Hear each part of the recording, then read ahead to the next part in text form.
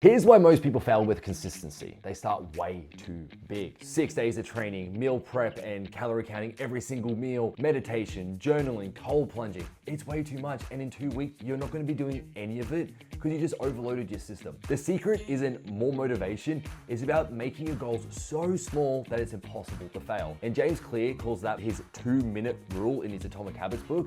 And I'm gonna show you how you can use that with a twist that's gonna 10x how powerful it is based off your brain type. Here's the truth. We overestimate how much we can do in a week and underestimate how much we can do in a year, and most people quit before the results ever come in. People build routines for their future self, not where they are currently, and the gap in between the two is where burnout lies. So the 2-minute rule is scaling every goal so small that it can be done in 2 minutes. The point isn't about tracking your macros perfectly, if that's something you want to do. If you want to be someone that tracks every single day, that's the goal in the end. But the habit for right now would be just tracking your breakfast. Chances are, once you scan your breakfast in, you've already loaded the app, you've done the initial resistance to begin, you're probably gonna do your lunch. But if you make it that you've got to do every single meal, by day 3, you've probably missed breakfast and you're like, I failed. I'm not doing this anymore. That's the opposite of consistency. So if we break that down even further, we're not talking about habits anymore. We're talking about the identity that you want to become. You don't run because you want to run. You run because you want to be a runner. And the more wins that we can stack up with these smaller and smaller habits is going to give you a new default identity of who you are. And something I really want to bang home with is perfectionism is the worst thing that you can aim for. Perfectionism, I believe, is French for procrastination. All right? If you've ever been like, oh, I'm a perfectionist, or you've heard someone say that, they're just putting something off. They're not doing it because it can't be perfect. We don't want to be perfect because perfect never stays for longer than 2 weeks, right? I don't even think it lasts 2 weeks. The chances are something's going to come up, and the people that are chasing perfect are going to quit, and the person that's chasing consistency will stay consistent. An example of perfectionism versus consistency would be waking up so sore from your training session the day before and not being able to train. You literally, there's no way you could do anything. Your whole body's just aching. A perfectionist would be like, oh my God, I've failed. I can't lift today. Quit.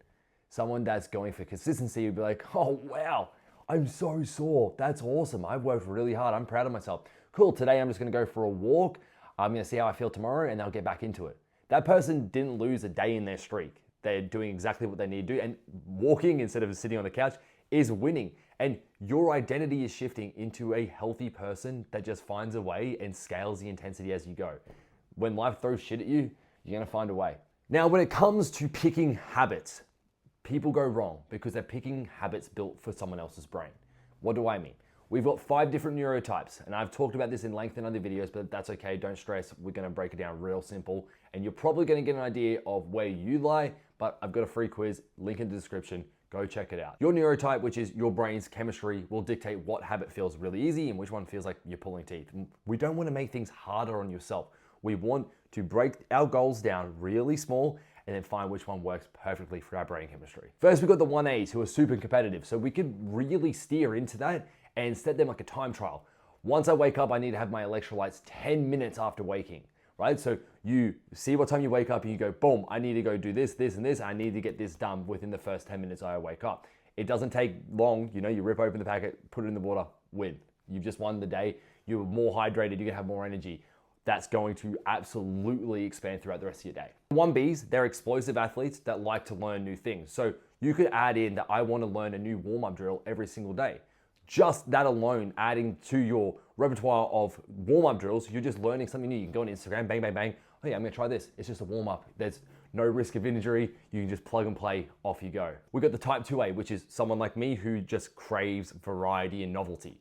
Now, for these people, if you wanted to be really good at tracking calories, which I'm using an example because I am, and this is actually the habit that I'm going to start implementing, I'm going to practice by just setting my minimum tracking to 3 days of breakfasts, okay? Because what that will do is I've got 3 days of focus, I need to add my breakfast. Now, I like to have variety in my food, so I'm probably gonna have 3 different breakfasts over those 3 days.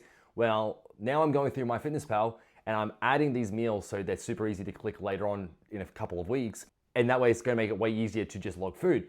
Then after those 3 days are done, I'll move on to lunches, dinners, desserts, making it easier for me in the long term. But I'm also just getting into MyFitnessPal every single day, logging it, getting the streak, because you're going to love to see the streaks. It gamifies everything. It's a game changer, and you're still logging so you get the streak. But once you're in, you're probably gonna log the whole day anyway. So it stacks so fast. The two Bs, who are much more emotional, a bit more sensitive, and they really will value human connection. You could set like sort of like social goals where you go, I need to send a screenshot of my macros to my friend as my accountability pal, or to my coach. You could be like, I need to do a selfie post-workout. Not everyone loves this, but the two Bs might like it because it's like, oh yeah, I did good things here, I'm feeling really good, and they like that connection. And the type 3s, who are super just like strict on routines, they need that to not be stressed out. You might just set a time every single day that you need to work out. Just like, this is my hour block, this is when I will train, this is in my calendar, boom, that's it. But what you do can differ. Like we said earlier, you could go for a walk, you could stretch, you could lift really fucking heavy. Whatever it is, it gets done in that time, and that will make you feel really good and not so stressed. So we've got a 4-step framework. 1, pick the identity that you want to become. Who is that person? 2, shrink the habits down so small that you can't fail. 3, make sure that it fits with your neurotype so that way you're not fighting your brain chemistry. And 4, stack the wins. Because once you stack them, you're gonna realize that you're winning. You've got consistent momentum. Consistency is way easier then. And then you're just gonna feel like that's the person that you now are. And that's the full framework right there. It's so simple that you can use right now. When I wanted to start cold plunging, I spent good money on a proper ice bath that I didn't actually use it very often because I said that I want to do 5 minutes every single time I'm in, like I'd seen on Instagram. Instead, I shifted it to minimizing it so much smaller to I've just got to dunk my head 3 times every time I'm in there, and I need to do this every day. It's about 10 to 15 seconds.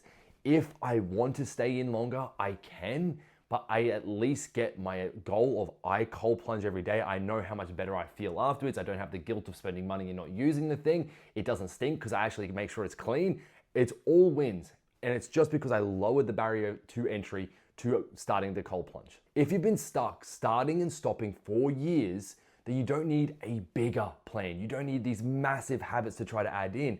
We just need a different starting point, and that's usually a lot smaller. Now remember, I said I've got the free neurotype quiz in the description below. It will tell you how to train, how to eat, how to recover, what you'll enjoy and feel satisfied from, so consistency can feel so easy that you feel like you're living with a cheat code. Hit the link in the description, take the quiz, it's 5 minutes, realize how you're never going to have to start over again if you implement these things, and then just chase consistency, not perfection. Get after it and let's go.